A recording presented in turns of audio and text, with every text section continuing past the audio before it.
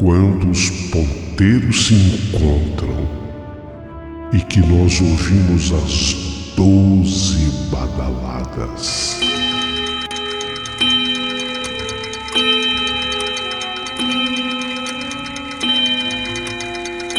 A hora que se anuncia é meia-noite.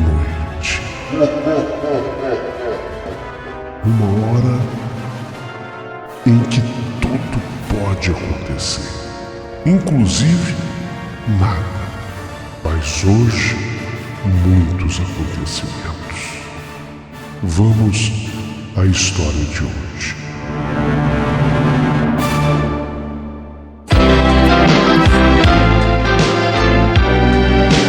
Rádio Emoção. Paulinho, boa pessoa. A verdade de cada um.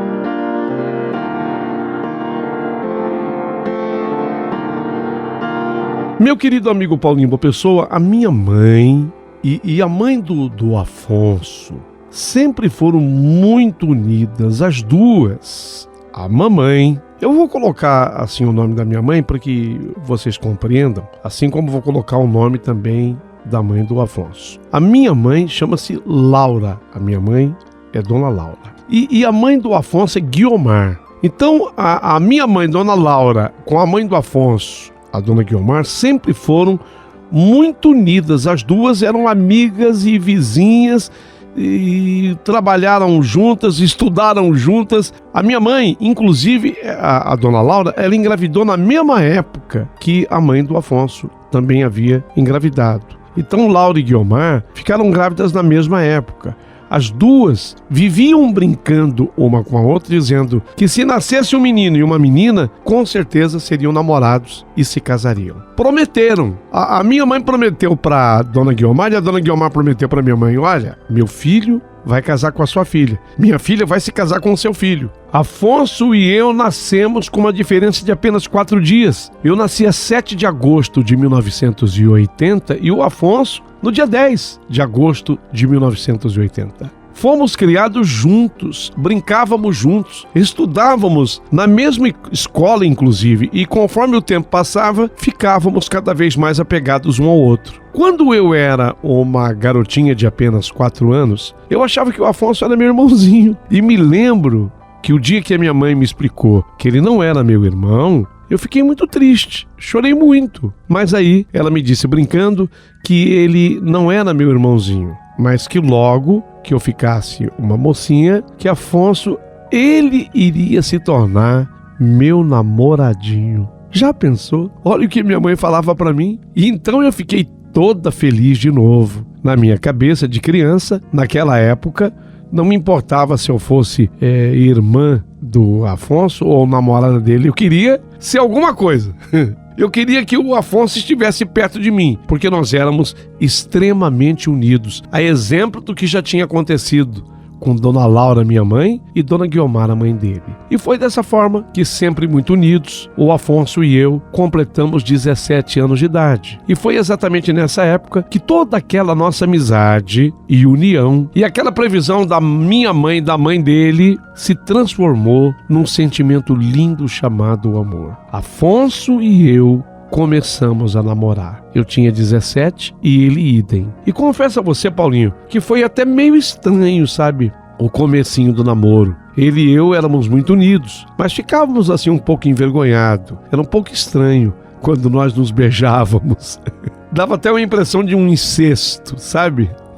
Porque a gente se sentia muito próximo realmente um do outro. Ficávamos até um pouquinho envergonhados. Mas isso só foi no começo também, porque logo nós nos acostumamos com a ideia do namoro e passamos a curtir o melhor um do outro. E passou a ser aquele um felicíssimo momento das nossas vidas. Nossas famílias nem se contentavam de tanta alegria com o nosso namoro. Na verdade, aquele era o desejo das nossas mães, desde que, olha, nem na barriga delas estávamos ainda. Já havia aquele papo, aquela promessa. Quando estávamos na barriga, Aí a promessa foi para valer. Para elas, nossas mães, Dona Laura e Dona Guiomar, é como se fosse um sonho que tivesse se realizado. Afonso e eu começamos a trabalhar. E como ainda morávamos com os nossos pais e não tínhamos contas para pagar, não foi difícil a gente juntando um dinheirinho, fazendo uma economia, já com um objetivo. Conseguimos comprar um terreno, começamos a construir e depois de 5 anos de namoro, a nossa casa já estava prontinha. Você acredita? 5 anos depois, nossa casa estava prontinha, toda preparada, só faltava agora o casamento. Finalmente marcamos a data e começamos a distribuir os convites. Faltava muito pouco para que o sonho se tornasse realidade. O nosso maior sonho estava por acontecer há apenas 15 dias. Daí 15 dias seria o dia do nosso casamento. Foi quando um primo e alguns amigos do Afonso resolveram que fariam uma despedida de solteiro para ele. Atenção, é claro que eu detestei a ideia. Eu acho que mulher nenhuma gosta desse negócio de despedida de solteiro, porque a gente fica imaginando que os caras aprontam, né? No meu caso, a minha preocupação não era a respeito de traição de mulheres. A minha preocupação maior era a bebedeira. Esse primo do Afonso e os amigos adoravam beber. Viviam saindo à noite, enchiam a cara e às vezes que Afonso saía com eles, ele acabava se embriagando também. E voltava mesmo embriagado desses encontros. Mas enfim, eu não tinha o direito de proibir. Então eu pedi para o Afonso que ele não fosse de carro, pegasse um táxi. Naquele momento ainda não havia essa coisa do Uber, né? Então não tinha o Uber ainda. Então que ele pegasse um táxi, porque eu sabia que ele ia beber. Afonso, o seu primo e os amigos combinaram de ir a um barzinho, num determinado bairro de São Paulo, capital. E foi o primo dele quem passou para apanhá-lo. E na volta ele me garantiu que viria embora de táxi, porque todos já estavam falando de esticarem a noite. Mas ele queria voltar, não queria atravessar a madrugada na farra. Afonso se despediu de mim. Mais uma vez, eu recomendei: Afonso, todo cuidado é pouco, Afonso, tá? Juízo. Você sabe que essa turma é da pesada. Cuidado. Ele me prometeu: não se preocupe, eu vou tomar todos os cuidados. Eu vou ter que tomar algumas cervejas com eles, mas logo eu volto para casa. Farra de homem. Não vai ter nada demais, amor. Pode confiar. Fiquei em casa, mas eu fiquei com o coração na mão para confessar. Fiquei muito preocupado com o Afonso, mas eu decidi me distrair. Fui assistir um filme para não ficar esquentando a cabeça com a tal da despedida de solteiro. Não demorou muito tempo, eu peguei no sono. E quando deu mais ou menos 2:30 da manhã, eu acordei para ir ao banheiro e gozado. 2:30 da manhã, quando eu estava no banheiro, eu ouvi a campainha da minha casa tocar. Falei, nossa, 2:30 da manhã? Quem será? Saí do banheiro, preocupada. Será que é o Afonso? Eu acho que é o Afonso. Sabe quando você sente? É o Afonso. Ele saiu, ficou preocupado porque eu tinha ficado preocupada, apreensiva. Ele deve ter bebido as cervejas dele, mas com certeza passou aqui para me ver. 2:30 da manhã. Então eu fui atender a porta, assim até com uma certa alegria, porque eu tinha certeza que quando eu abrisse a porta, lá estaria o Afonso. Tocou a campainha, mas tocou uma vez só. Eu até pensei em esperar que tocasse de novo, mas eu não temi quando eu abri a porta. Ninguém. Não é possível, ninguém. Não dá para dizer que fosse alguém que passasse na rua e tivesse tocado a campainha, porque tem uma particularidade, aquela campainha da minha casa só toca quem conhece. A pessoa tem que entrar lá do portão, caminhar por um corredor pelo jardim, e essa campainha fica atrás da pilastra da varanda. Entendeu? Só quem conhece é que sabe tocar essa campainha. Achei estranho. Achei muito estranho. Olhei. Eu sentia tanto que era o Afonso, que eu cheguei a falar assim: Afonso, quem sabe ele estivesse fazendo uma brincadeira, tivesse se escondido no jardim. Afonso. Bom, eu senti que era o Afonso, mas não havia Afonso nenhum. Eu pensei até em ligar pro celular dele, mas também eu não queria dar uma de chata. Nem tínhamos casado. Puxa, os caras iam comentar, primo, os amigos. A mulher já tá mandando, já tá pegando no seu pé. Senti vontade, mas não liguei. Me deitei novamente, só que eu me deitei e eu não conseguia dormir direito. E quando eu consegui dormir um pouquinho, eu acabei tendo uns pesadelos. Uns pesadelos dos quais eu não consigo me lembrar direito. De manhã, era o meu telefone tocando. Fiquei super feliz, porque eu sabia que eu tinha certeza que era o Afonso me ligando para avisar que estava em casa, que estava tudo bem. Mas eu ainda pensava naquela campainha que tocou às 2:30 da manhã. Quando eu atendi o telefone, já fiquei desesperada, porque do outro lado da linha era a dona Guiomar, a mãe do Afonso, e ela estava chorando, falando sobre alguma coisa que tinha acontecido com ele. Só que ela chorava tanto, não dava para eu entender direito. Então, nessa hora, o pai do Afonso, o senhor César, pegou o telefone e começou a falar comigo. Ô Marluce, ele também estava aflito. Ô Marluce, você precisa ser forte, Marluce. O que foi? Seu César, o que aconteceu? A notícia não é boa não, Marluce. Que foi, seu César? O que aconteceu? O Afonso, o que tem? O que houve com ele? Bem, o Afonso teve um infarto fulminante. Ele está morto. Não é possível. O Afonso havia tido um infarto fulminante e estava morto. Mas espera aí. A gente está falando de um infarto com um homem de 23 anos de idade. Não é comum. 23 anos de idade é um menino, é um jovem. Mas como assim? Como infarto? Eu não sei explicar. Mas ele está morto. Infelizmente, ele morreu. Gente, se eu não tivesse falado com Dona Guiomar e com o senhor César, os pais do meu noivo, do Afonso, eu não teria acreditado. Aquilo parecia até uma pegadinha, uma brincadeira de péssimo gosto. Mas era o pai dele falando. O senhor César sempre foi um homem muito sério. Jamais brincaria com uma coisa dessas. Ainda mais envolvendo o filho dele tão amado, tão querido. Filho único. Esse é um detalhe, tá? Filho único e eu, filha única da minha mãe e do meu pai também. Entrei em desespero. Queria saber como aquilo tinha acontecido. E então, o senhor César, pai dele, depois de um certo tempo, disse que passaria na minha casa para me pegar. Nós iríamos juntos até na verdade, ele estava num necrotério de um hospital. Ele passaria em casa para me apanhar e me explicaria tudo. Não demorou muito tempo, ele chegou em casa. Meus pais também não conseguiam acreditar naquela notícia. Logo, o seu César, assim que ele chegou, fomos eu e os meus pais junto com ele. No caminho, o seu César, muito constrangido, começou a me contar a informação que ele tinha recebido.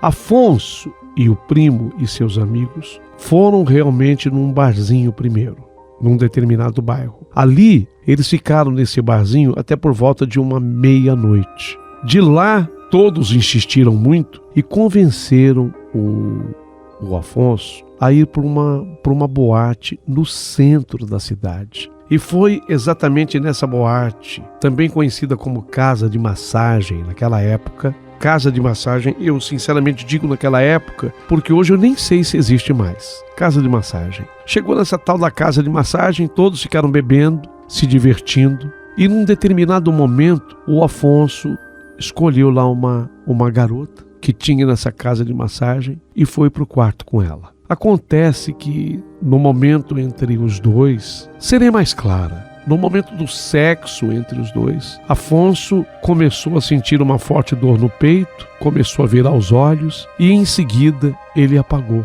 Afonso teve um infarto bem na hora que fazia sexo com aquela garota de programa. Atenção, a hora que isso aconteceu, 2:30 da manhã. 2:30 da manhã. Foi a hora que a campainha da minha casa tocou.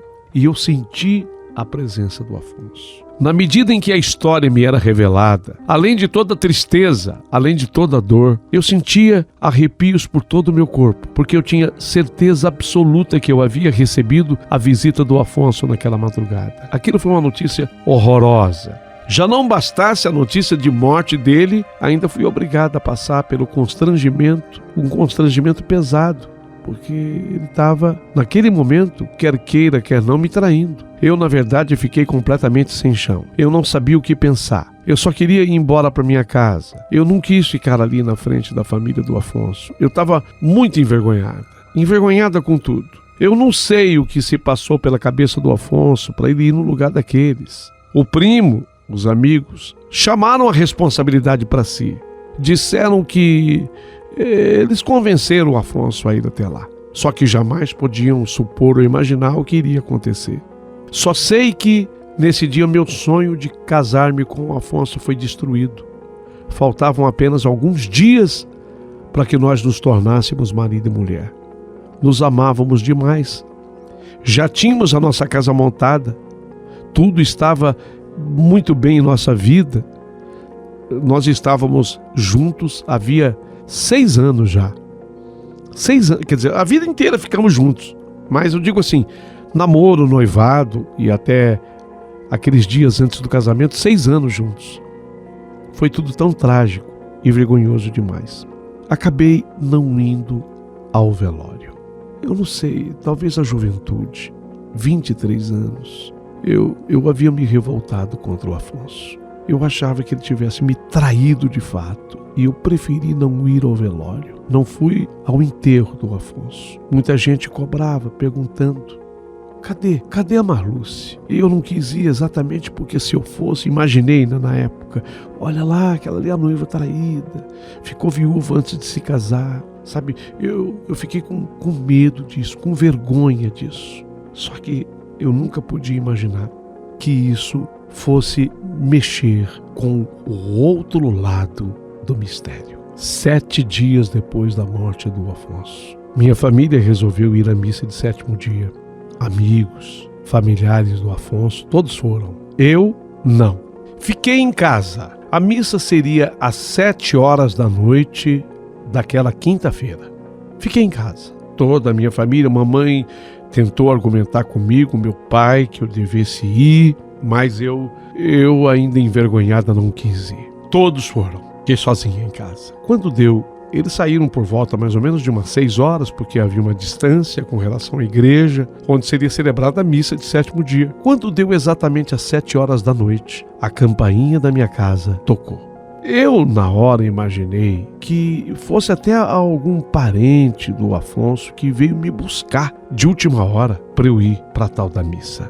Eu fui atender a porta. E quando eu abri a porta, não havia ninguém. A mesma história que havia acontecido na madrugada da morte do Afonso. Senti a presença dele. Então eu disse: Afonso, é você? E por trás de uma roseira que minha mãe tinha no jardim, era uma roseira das rosas brancas, eu vi um vulto se formar. E de trás daquela roseira, daquele vulto, foi que veio a voz, tão conhecida por mim. Sim, sou eu, Marluce. Afonso, você morreu. Verdade, Marluce. Não pertenço mais a esse plano, mas eu queria te pedir perdão. Eu queria te dizer que tudo o que aconteceu foi contra a minha vontade. Entrei num embalo, eu não devia ter ido. Havia bebido além da conta. E foi exatamente por estar extremamente arrependido de estar com aquela mulher. Senti uma profunda angústia primeiro, e depois tudo se apagou. Quando eu achei que estivesse despertando, eu estava acordando no outro plano. Fui acolhido por irmãos queridos do outro plano, e eles me permitiram naquele instante de fazer uma visita para avisar. Não tive forças para que isso ocorresse. No entanto, agora eu consigo te passar essa mensagem. Sou eu, vim para te pedir perdão. Você me perdoa, Marluce? Afonso, sim, eu te perdoo. Esteja em paz. E esteja no melhor da morada eterna, na morada do Pai. Esteja em paz. Eu te perdoo. Eu acabei de falar e olhei na roseira onde o vulto foi meio que se evaporando. É como que se virasse uma fumaça, mas não era uma fumaça. Era um vapor que se ergueu por trás da roseira e desapareceu. Era naquele mês de 2003, agosto. E desde então eu nunca mais tive qualquer tipo de ressentimento com relação ao Afonso. Acabei compreendendo tudo que aconteceu na nossa vida e o perdoei de verdade. Depois disso, acabei conhecendo uma outra pessoa que se tornou meu marido e pai dos meus filhos. Mas essa impressionante história nasce com a minha mãe, Dona Laura, com Dona Guiomar, a mãe do Afonso.